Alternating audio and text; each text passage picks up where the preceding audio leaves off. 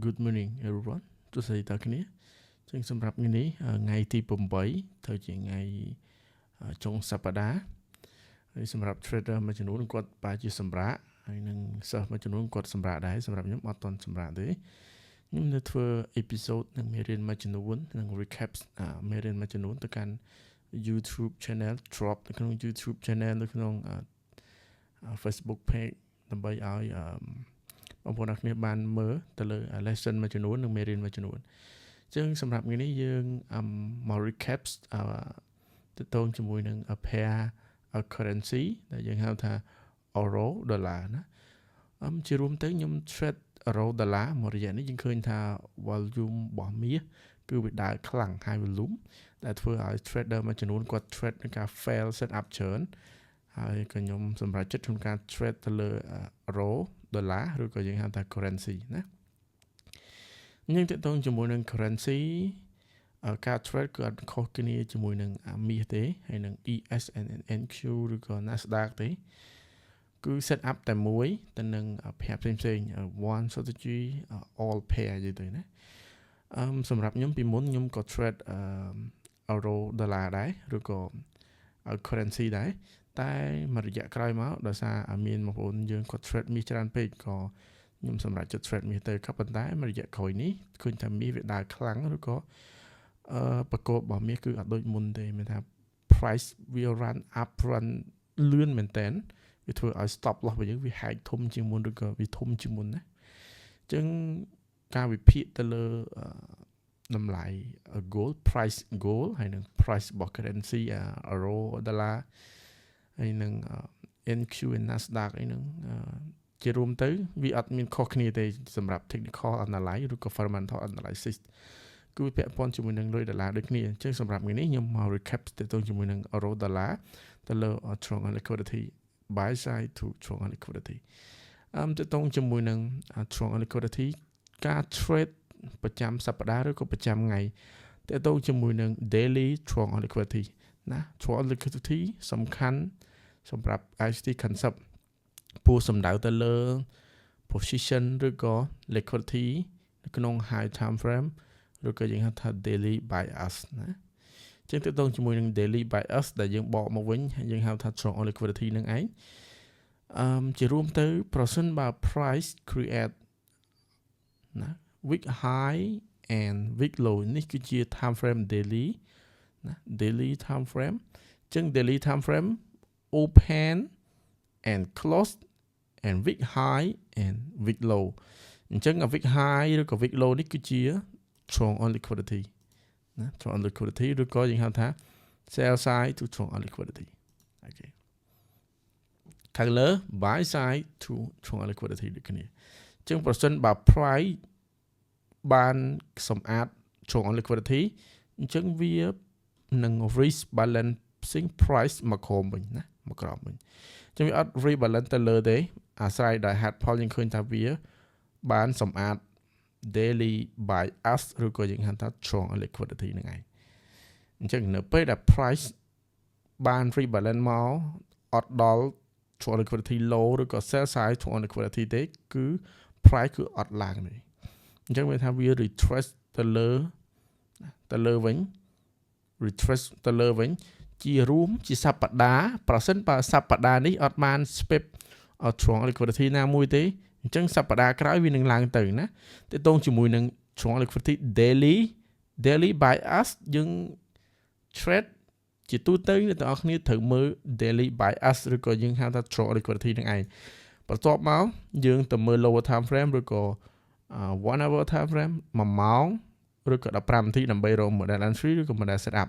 អញ្ចឹងសម្រាប់ high time frame យើងគ្រាន់តែមើល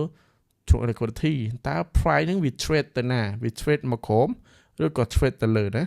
អាហ្នឹងវាអញ្ចឹងឯងអញ្ចឹងបើសិនជាវាបាន sweep ឬក៏ការសម្អាតនៅខាងលើ strong liquidity ខាងលើអញ្ចឹង price នឹង trade មកក្រោមវិញគឺអត់ trade ទៅលើទេមានថា position ទាំងអស់គឺគេ trade មកក្រោមគេអត់ trade ទៅលើទេបើសិនបើ price បាន sweep strong liquidity sell side to strong liquidity អញ្ចឹង price នឹង trade ទៅលើវិញគេអត់ trade មកក្រោមទេណាត្រូវចាំប្រសិនបើការ sweep របស់វាបាន sweep low ឬក៏ sweep high ព្រោះអា high មួយ candle នេះគឺជា daily candle daily candle week low ដែលយើងហៅថាជា sell side ឬក៏ strong on liquidity ប្រសិនបើ price sweep strong on liquidity low price នឹង run up ឡើងទៅលើវិញណា trade downtrend មកក្រុម up close candle ណាចឹងយើងមកមើល 1 hour time frame ដែលយើងបញ្យល់ទៅតងជាមួយនឹង daily time frame ហើយការ trade របស់វាប្រសិនបើ sweep high daily candle ដែលយើងហៅថា strong on liquidity sweep high សម្អាតហើយគឺវា trade មកក្រុមវិញ trade candle មកក្រុមវិញណាអត់ trade ទៅលើទេតែបើសិនជាវា sweep sell side liquidity to strong on liquidity នឹងឯងដែលយើងហៅថា low week low គឺវា trade retrace ទៅលើវិញណា reversal price ទៅលើវិញ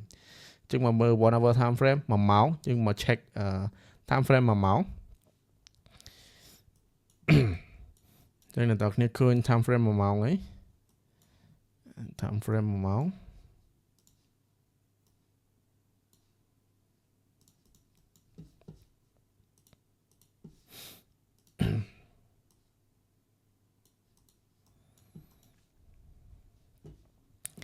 សម្រាប់ time frame 1ម៉ោង 1 hour time frame យើងឃើញថា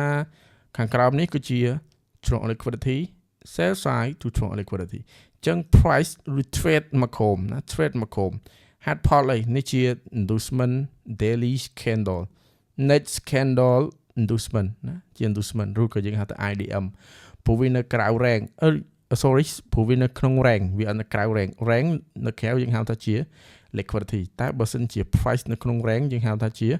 inducement បើមានបងប្អូនខ្លះគាត់សួរ inducement ណាអញ្ចឹងកន្លែងនេះជា inducement candle next candle ជា inducement អញ្ចឹង price កាលណា trade candle inducement ហើយ price គឺ run up ទៅលើណា run up ទៅលើវិញអញ្ចឹងមកយើងវិភាគឬក៏យើង analyze នៅក្នុង 1 hour time frame ហើយឬក៏1ម៉ោងហើយយើងមក check model entry នៅក្នុង lower time frame ព្រោះយើងអាច set up នៅក្នុង1ម៉ោងបានទេប្រសិនបើយើងអត់មាន confirm នៅក្នុង1ម៉ោងយើងអាច check lower time frame ដើម្បីមើល confirm អញ្ចឹងបន្ទាប់ពីខ្ញុំមើល confirm នៅក្នុង1ម៉ោងអត់ឃើញ trade នៅក្នុង1ម៉ោងអត់ឃើញខ្ញុំអាច trade នៅក្នុង15នាទីឬក៏5នាទីណាឧទាហរណ៍បើសិនជាបងប្អូនអ្នកគ្នាចង់ set up នៅក្នុងនេះតែយើងមើលអីកន្លែងនេះមាន inversion fair gap inversion fair gap ពីមុនវាជា bearish fair gap ប្រសិនបើ price បាន run up retrace មកក្រុមវិញណា run up ដាច់ FVG នេះឬក៏ដាច់ bearish FVG វាទៅជា inversion fair gap ចឹង price retrace មកក្រុមវិញ but bullish order block price reversal clean up liquidity ដែលយើងហៅថាជា buy side strong liquidity អូខេចឹងកន្លែងនេះយើង trade បានមក set up ដែលយើងហៅថាជា FVG ពីមុនប្រសិនបើ price មិន respect FVG ទេវាផ្ដាច់ FVG នេះវាទៅជា inversion fair gap ដែលយើងហៅថាជា IFVG ទាំងឯងអញ្ចឹងបើយើង check 1ម៉ោងយើងមានតែ model set up តែមួយទេកន្លែងនេះណា model one model យើងមើលនៅក្នុង15នាទីបើ check ក្នុង15នាទីអ្នកទាំងគ្នាអាចមាន set up ច្រើនអញ្ចឹងខ្ញុំតែងតែនិយាយថាឲ្យមើលនៅក្នុង lower time frame ដើម្បីមើល set up អញ្ចឹង lower time frame យើងឃើញថាខាងក្រោមជា strong liquidity short term long term ណា long term យើងឃើញ candle next candle នេះជាកម្លាំង buyer ណាជាកម្លាំង buyer អញ្ចឹងការ confirm price យើងត្រូវការបិទ candle នីមួយៗប្រសិនបើ candle អត់មានការ confirm ពី candle យើងជួយអត់កាត់ដែរ candlestick number 1 ដែល artistic ក៏តែងតែនិយាយអញ្ចឹងយើងមកមើល candle មកមើល confirm structure កន្លែងនេះយើងឃើញថាមាន bullish fair gapយើងឃើញមាន bullish fair gap ណាទៀនទី1ទៀនទី2ទៀនទី3 week high and wick low wick high trade wick low price retrace បង្កើត trade wick low អញ្ចឹងកន្លែងជា fair blue gap អញ្ចឹង fair blue gap យើងឃើញថាប្រសិនបើអ្នកទាំងគ្នាអត់បាន short ឬក៏អត់បាន set up ទៅនេះទេណាយើងអាចនឹងមាន set up ពីកន្លែងនេះមាន change instant of delivery bullish order block ចាប់ទៅលើនេះក៏បានដែរជា bullish order block អ្នកទាំងអស់គ្នាអាច trade bullish order block បាន bullish order block ទី1យើងឃើញមាន bullish order block price create bullish order block FVG bullish FVG អញ្ចឹងស្របជាមួយនឹង order flow អញ្ចឹង confirmation candle confirm candle price delivery ដែលយើងហៅថានេះកន្លែងនេះយើងឃើញថានេះ candle កន្លែងនេះ confirm អី single candle order block ប្រសិនបើ price បង្កើត candle single order block price គឺមិនងាយនឹងចុះទេព្រោះវា lock តម្លៃ sell ទៅ buy វិញ lock ពី seller ទៅ buyer វិញអញ្ចឹងយើងឃើញកន្លែងនេះមាន single candle order block wick high and wick low and body and close body អញ្ចឹងយើងឃើញថា candle ហ្នឹងគឺខុសគេហ្មងខ្ញុំចាប់ឲ្យអ្នកគ្នាមើលអញ្ចឹងពួកនេះគឺជាអ្នក lock តម្លៃរបស់ market មានថា lock price គឺអត់ឲ្យ run មកក្រោមបន្តទេបើសិនជាវានៅលើគឺវាអត់ឲ្យ run ទៅលើទេបើសិនជាវានៅក្រោមគឺអត់ឲ្យ run មកក្រោមទេណាវាអត់ដើរចុះមកក្រោមទេអញ្ចឹងបើសិនជា next candle នេះចេញមកយើងឃើញថាយើងអាច buy នៅ wick នេះបានណាបើសិនបើវាឡើងទៅអញ្ចឹងគ្រប់ candle ទាំងអស់ខ្ញុំចាំ confirm ពី single candle order block ដែលយើងហៅថាជា scope ក៏បានដែរណា scope candle ឬក៏ single candle order block អញ្ចឹងតកតងជាមួយនឹងកន្លែងនេះមួយទៀតដែលខ្ញុំអត់ទាន់បានបរៀនតកតងជាមួយនឹង ICT suspension ណា sorry ខ្ញុំបរៀន suspension មួយទៀត suspension block ICT suspension អញ្ចឹង suspension យើងឃើញ candle 3ដូច bullish fair blue gap and bearish fair blue gap ដែរការប្រើគឺត្រូវការ price retrace ទាំង bullish and bearish អញ្ចឹងយើងឃើញថា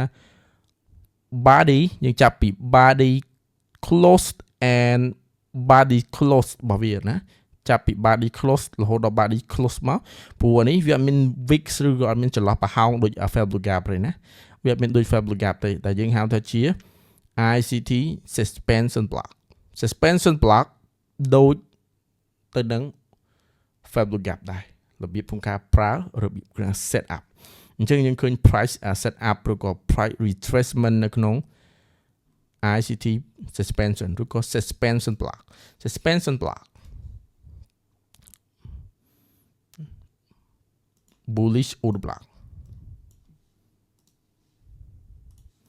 bullish order block bullish mitigate អញ្ចឹង price គឺ retrace នឹងយើងអាច set up buy ឡើងទៅលើបានដោយយើងឃើញថាតានេះមាន scope single candle order block next candle single order block មានតែមួយគ្រាប់ទេវាខុសគេមានថា price ប្រសិនបើវាបិទ single candle order block នៅលើវានឹងចុះមកក្រោមតែបើវាបិទ single candle order block នៅក្រោមមាននឹងរុញទៅលើវិញណាយើង confirmation candle នៅក្នុង FVG ណាយើងត្រូវចាំថាបើសិនជាវាបិទនៅក្នុង PD array ណាមួយនឹងវារុញ price លឿនមែនតើ snake candle មួយនេះដែលវាខុសគេទាំងអស់ជាងមើលទៅវាអត់សំខាន់ថាពណ៌ខៀវពណ៌ក្រហមពណ៌សពណ៌ខ្មៅទេសំខាន់វាបិទនៅក្នុង PD array ណាមួយទៅលើនិងមកក្រោមជាទូទៅគេប្រើវាក្នុងរបៀបក្នុងការ confirm price ណា confirm price delivery យើងឃើញថាជាទូទៅអ្នកដែលគាត់ប្រើដូចខ្ញុំអញ្ចឹងណាខ្ញុំនិយាយពី experience របស់ខ្ញុំសម្រាប់ការប្រើ experience របស់ខ្ញុំទៅការប្រើ scope នៅពេលដែលវាធ្លាក់ចូល suspension ឬក៏ធ្លាក់ចូល fair blue gap and bullish rejection ឬក៏ PD array ណាមួយខ្ញុំតែងតែ set up ព្រោះ price វាបិទណាបិទបានល្អបើសិនបើវាមាន scope ឬក៏ candle single order block កន្លែងអានេះវាជា set up ទៅកន្លែងនេះអញ្ចឹង set up កន្លែងនេះយើងមានអស់ហើយខ្ញុំបញ្យល់អស់ហើយ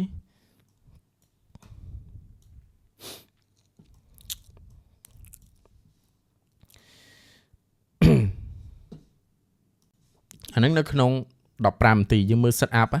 គឺមាន2 set up ទី1យើងអាច set up ពី